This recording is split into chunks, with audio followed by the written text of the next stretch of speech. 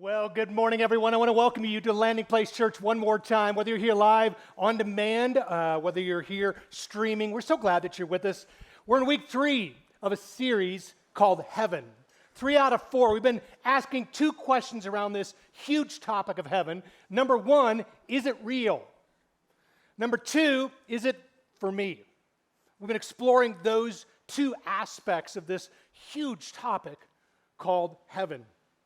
I grew up on a rural dairy farm in the middle of Illinois, and back in the late 60s, early 70s, if I was going to give you one word to describe my childhood, it would be isolated. We did not get out much. When you milk cows, you milk them in the morning, you milk them at night. You really never go on vacation. You never really leave. We didn't have internet yet, so I didn't really realize that there was a world that existed outside of the small existence that I had on this farm. When I was about 10 years old, my mom said, "Hey, you know what we're going to do? I'm going to take you into the city." And I'm like, "What city?" "What city do you refer to?"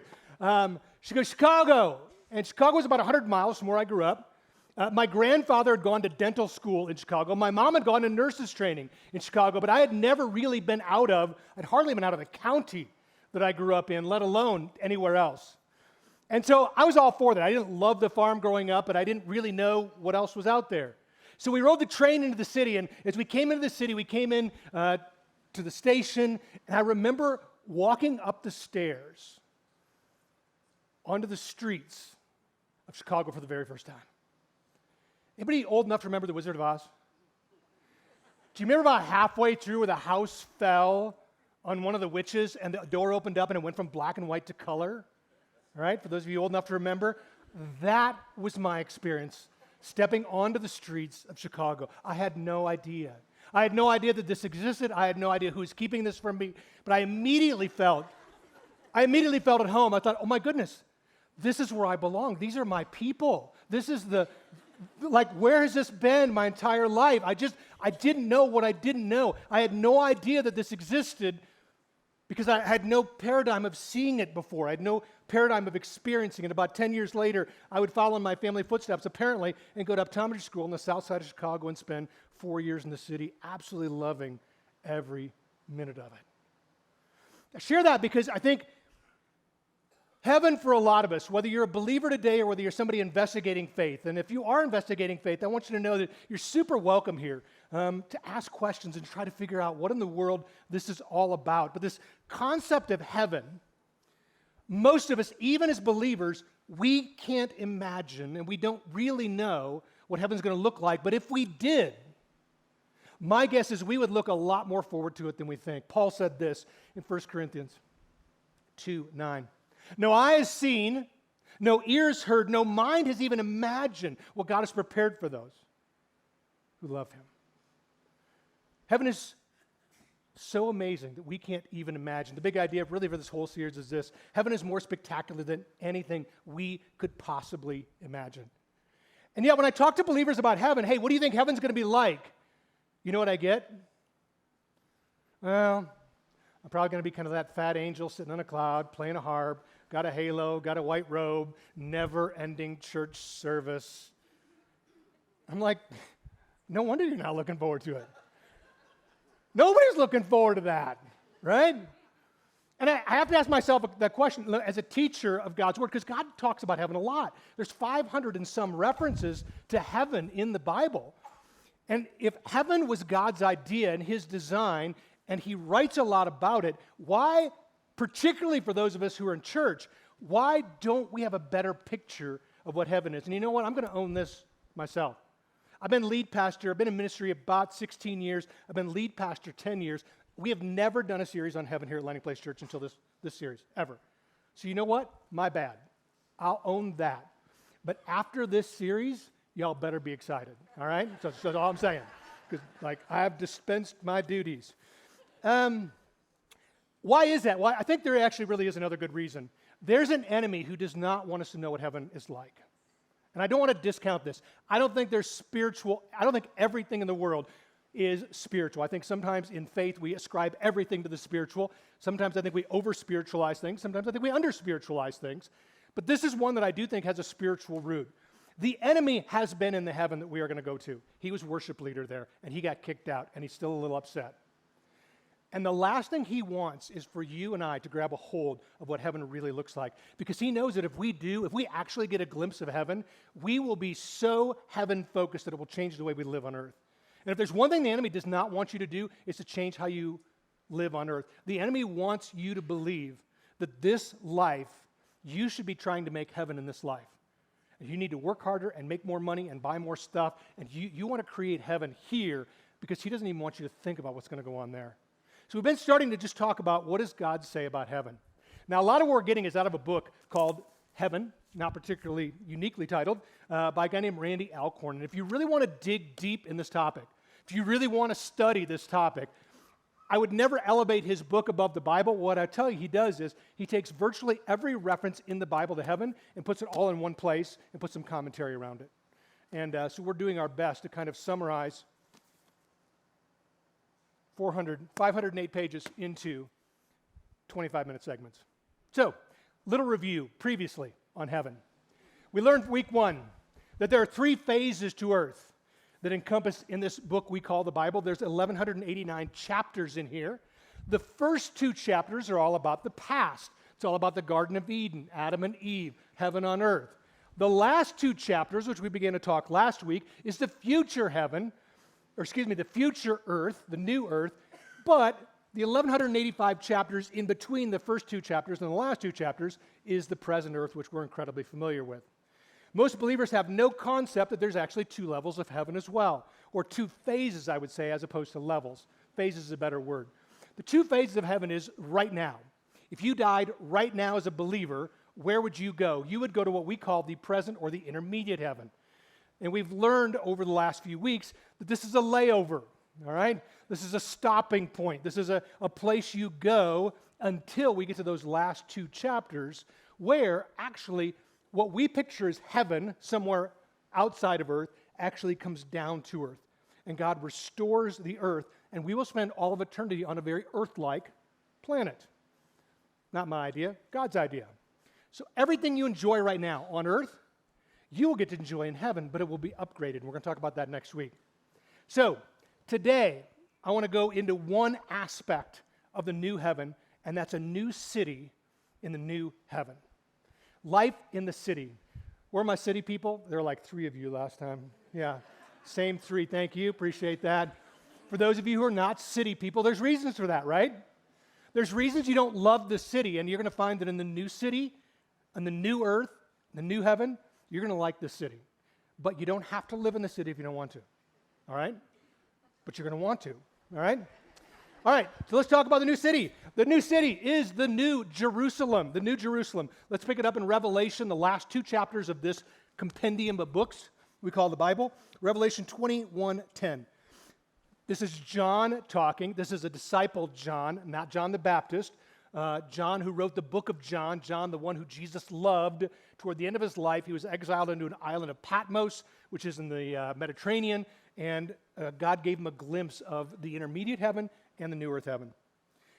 So he took me in the Spirit, to a great high mountain. Okay, first thing we learn is there's mountains in the new earth heaven. How many good on that? Where are my mountain people? I know you're out there, right? You're Colorado. Come on, people. He showed me the holy city, Jerusalem, descending out of heaven from God. So how many of you have ever climbed a mountain before? We're my mountain climbers. Yeah, some of you didn't even tell me how high, right? So in Colorado, for those of you listening who are outside of Colorado, we have 50-some mountains in Colorado that are 14,000 feet or above.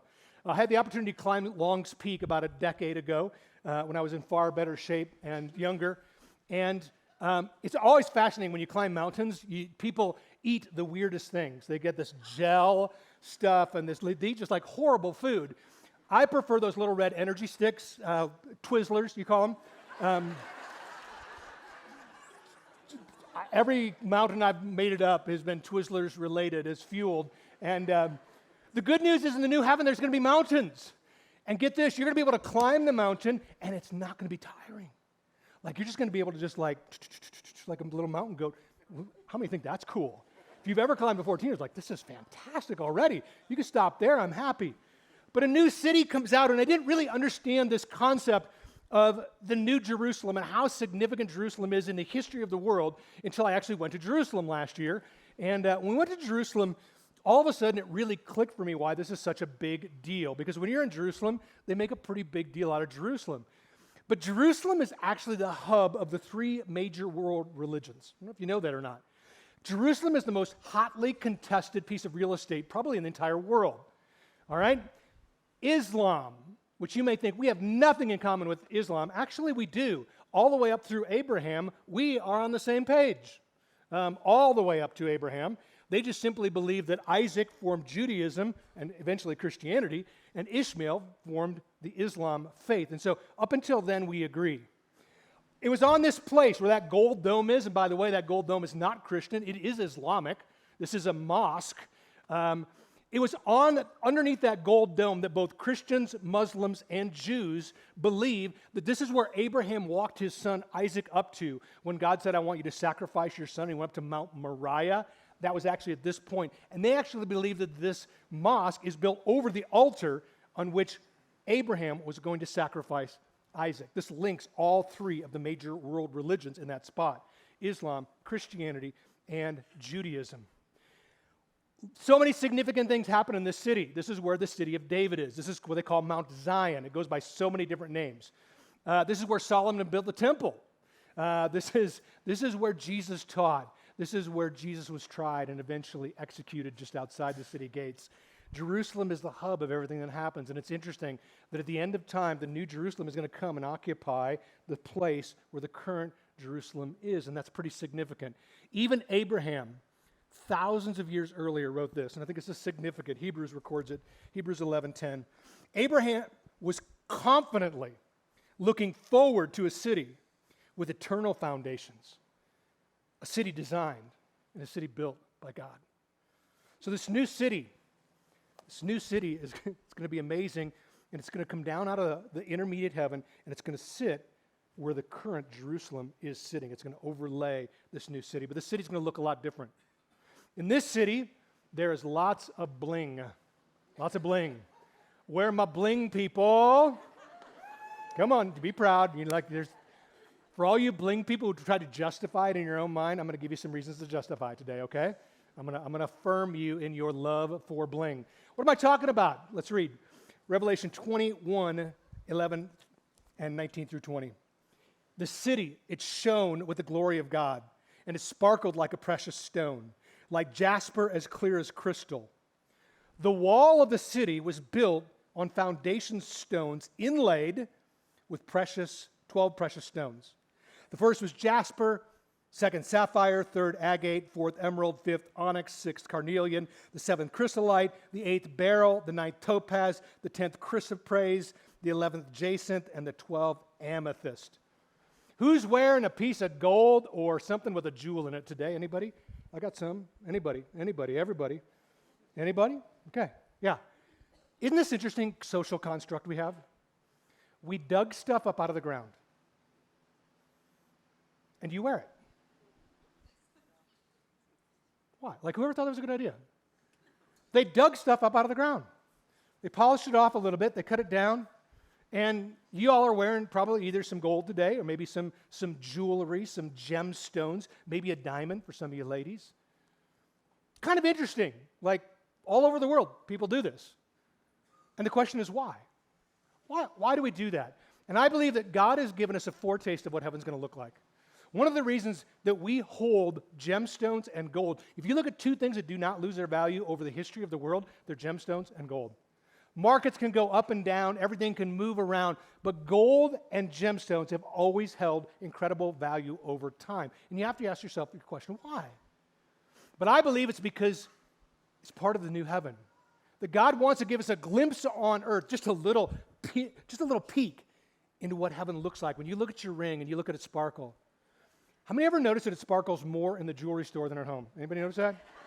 Like they got like miracle lights or something. Like I don't know what they have, but it always looks different in the store than it does when you get it. You're like, dang, that thing really shone in the store, but at home not so much. Here's the cool thing. Remember, there is no light in heaven other than God. God is going to make those stones shine like you have never seen before. It is going to be the best jewelry lighting you've ever seen in your entire life. Lots of bling. All right, the next thing we learn is the pearly gates and the streets of gold are legit.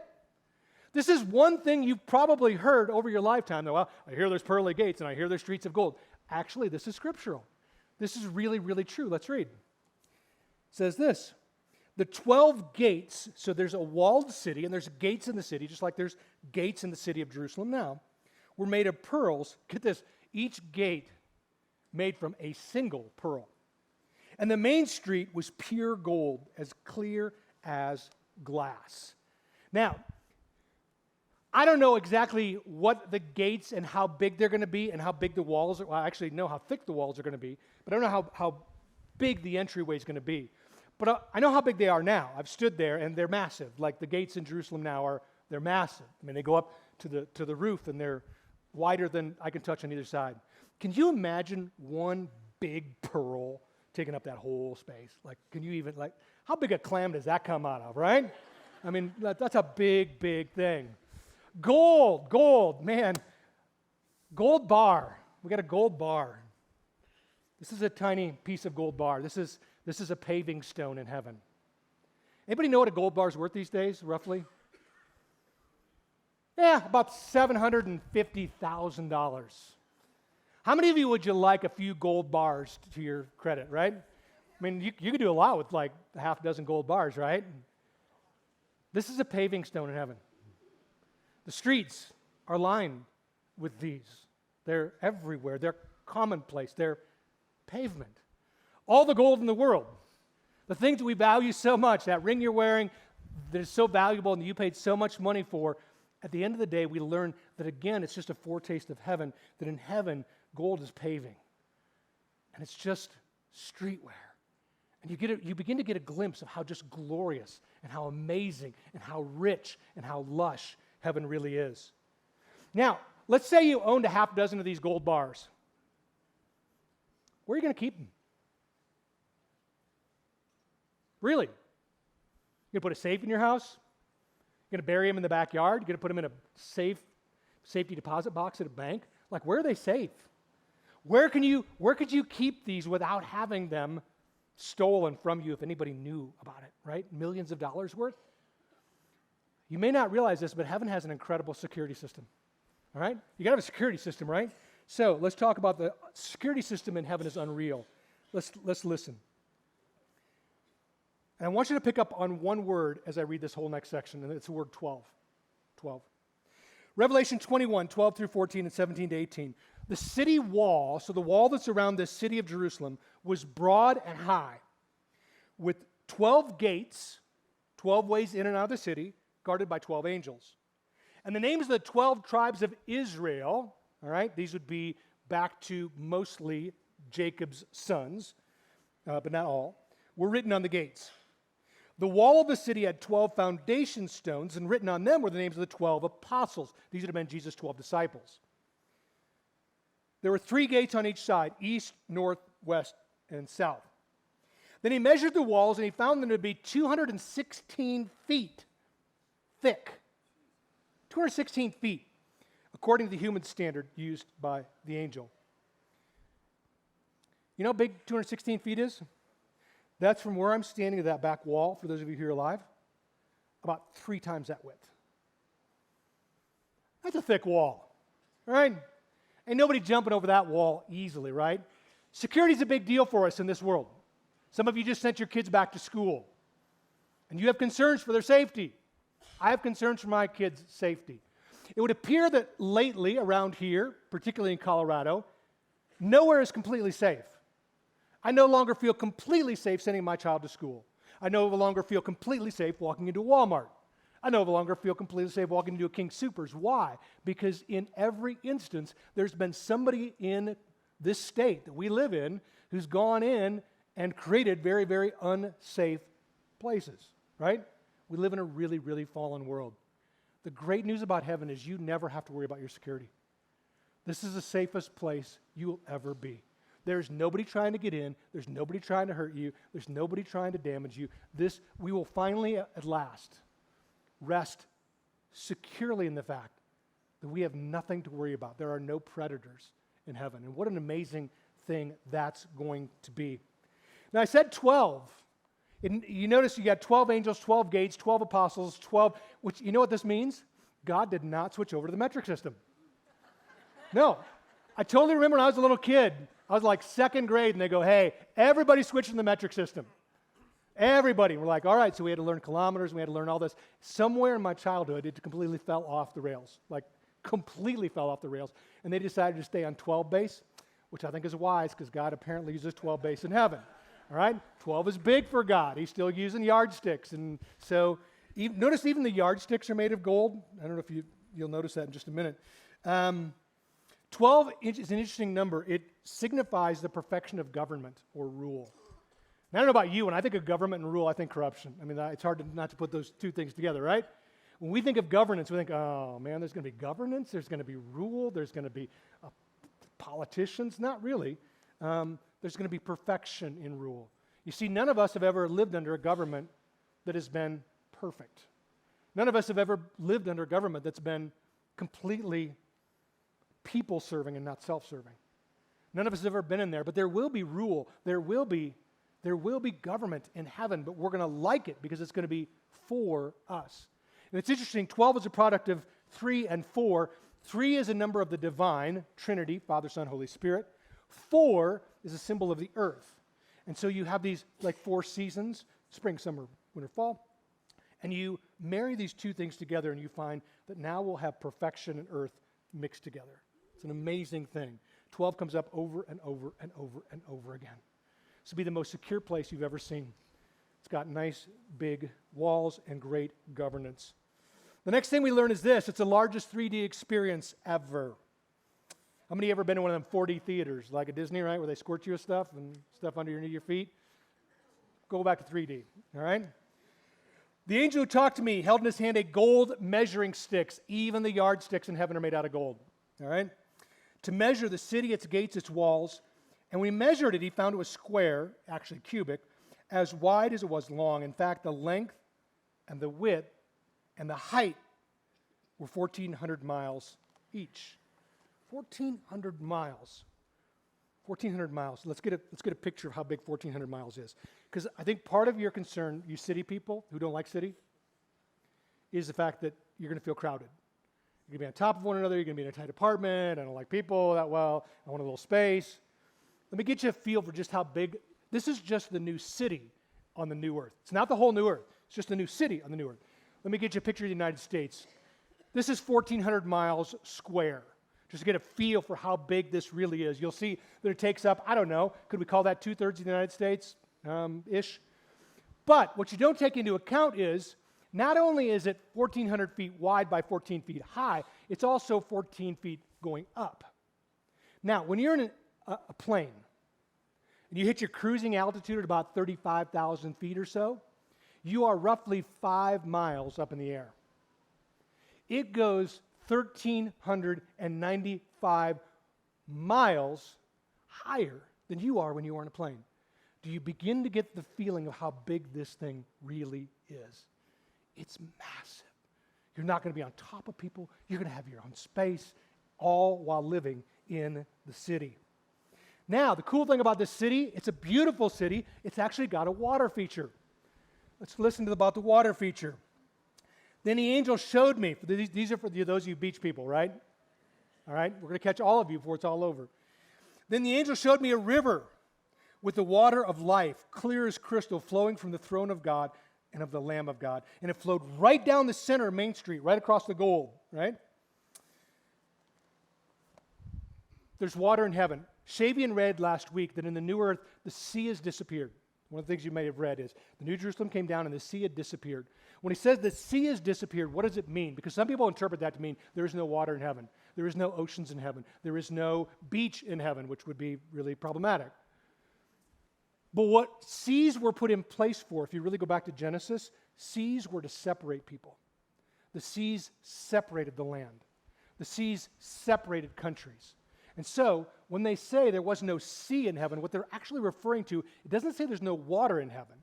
What it really means at its core is there's no separation in heaven. We don't no longer need to divide people into groups and into languages and into races and into cultures because we will all be together. But it does not mean there won't be any water.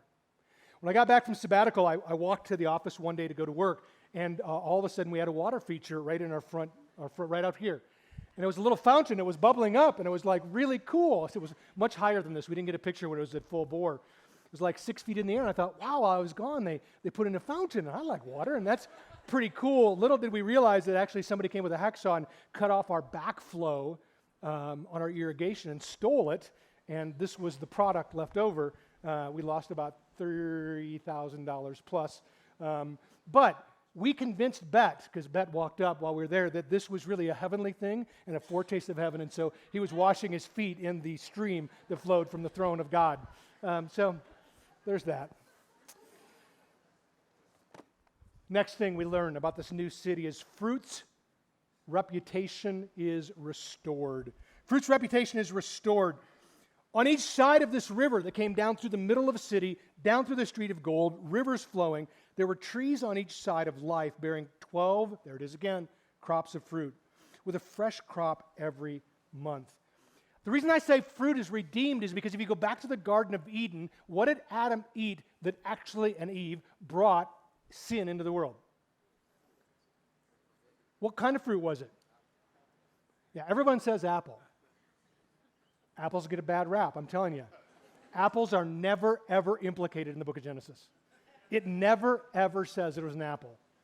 We somehow have assumed that, we somehow have read that in culturally, that it was an apple that they ate, but actually you will find zero biblical reference to implicate apples, all right?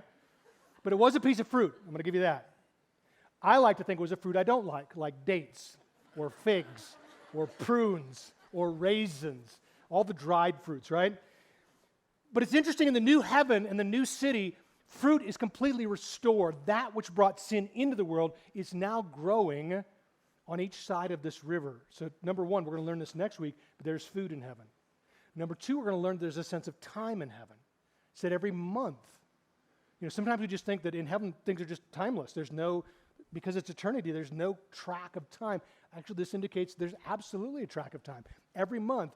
But this is going to be cool, because trees don't do this here. There's going to be a different fruit every month. It'll be like Fruit of the Month Club, right? You get like a package that shows up, and this week it's grapefruit, next week it's apples, next week. So fruit is completely redeemed, and there's going to be food. We're going to talk about that more next week. Perhaps the greatest thing of this city at all is this, that the New Jerusalem is where God lives. Revelation 21:3, then I heard a loud shout from the throne saying, look, God's home is now among his people. He will live with them, and they will be his people. God himself will be with them. This is where the intermediate heaven and the new earth come together. And actually, there is no two separate places at that point in time. Heaven is earth, and earth is heaven. Heaven has come to earth. God has come. God lives in the city. One of the reasons you're going to want to live in the city is because God lives in the city. Doesn't mean his presence isn't present outside the city. It just means this is where he resides. And that is going to be better than anything you've ever experienced in your entire life. There's one reason you'd want to live in the city. There's one reason you'd want to have a place there. It's because God resides there. You know, back in the Old Testament, if you wanted to experience God's presence, you had to go to where they thought God resided, which was in the tabernacle, the portable church for a season, or the temple in the more permanent one that Solomon built. And even then, God's presence was limited to one place, the Holy of Holies, and you couldn't encounter God. The high priest was the only one who could actually go into God's presence, and only once a year. Super limited. In the New Testament, for those of us who are believers, we now are the temple of the Holy Spirit. We actually carry God wherever we go. We don't gather inside this place, for those of you here alive. We don't gather here because God's presence is here. God's presence is here, but that's not why we gather here. It's not the only place God's presence is. God's presence is in every single believer. So what's cool is when we all come together, when all these people come together to have a Holy Spirit in them, that have God's presence in them, there is something that happens when we corporately gather and the Holy Spirit comes in each one of you. There is something very, very cool that happens. But we don't come to this place because this is the only place that God's Spirit resides. It actually doesn't. But in heaven, God's presence is everywhere with every person. No longer do you even need the Holy Spirit inside of you because God's presence is there. The best things you've ever experienced in life are in heaven at a level that we can't even imagine. So what are we going to do there? We talked a little bit about governance. One of the things we learn is we get to reign with God. We get to rule with God. Revelations 22:5 says this, and they will reign, say it with me, how long? Forever and ever. Cue up the hallelujah chorus, man, right? Forever and ever. Hallelujah, hallelujah. 2 Timothy 2:12, Paul wrote this to Timothy's understudy. Timothy, if we endure hardship, we will reign with him. One of the things we get to do is we have responsibilities in heaven. You're not just going to be sitting around playing music at a church service. You're going to rule stuff. When Adam was given the Garden of Eden, he was called to rule stuff, to name the animals, to take care of, to farm, to work, to be productive, to matter. When we get to heaven, man, we are going to have jobs, and we're going to get to serve with God, and it's going to be productive. All the great things about work and none of the people you don't like. Just saying, it's going to be good. And even if you didn't like them, they're going to be better, right? And you are going to be better. All right, what's our summary for today? The summary is this: heaven is for real. Heaven is not a pie in the sky. Man, I hope, I'd like to think, a social construct that we've invented as humans because we can't handle death. It's not something we just made up. Actually, God has been so incredibly clear exactly what heaven is. He's been so clear. And at the end, I would imagine for John, this had to be just overwhelming. I mean, just overwhelming. Here's what the angel says. Revelation 22:6, then the angel said to me, John, everything you've heard and everything you've seen is trustworthy and true. I think that's a reality check for John. Was this just a dream? Was this just some sort of vision? Was I just having an out-of-body experience? Like, is this real? I mean, that's a question I would ask if I was John. And the angel comes along and goes, hey, John, you know what I want you to know? Everything you've seen, everything you've heard, it's legit. It's real. You really did see this. The Lord God, who inspires his prophets, has sent his angel to tell his servants what will happen soon. John, it's real. Heaven is for real. Which really leaves us again, as we've ended every message this series so far, with this question, and that is, how do I get there? I mean, Mark, that sounds really good. It sounds amazing. It sounds fantastic. How do I get there? And once again, I think if there's one thing that the enemy does not want you to do, it's to know the answer to this question. And I think culturally it has really been impressed upon us, particularly as Americans. How do I get there? The answer to that question is, I need to be a pretty good person. If I just do enough good on that cosmic balance, if I can just get 51% good, 49% bad, I should be good. But if heaven is God's invention, if you will, then really we should listen to what God says on answering this question. Because actually he says the exact opposite of that. He actually says you can't ever be good enough.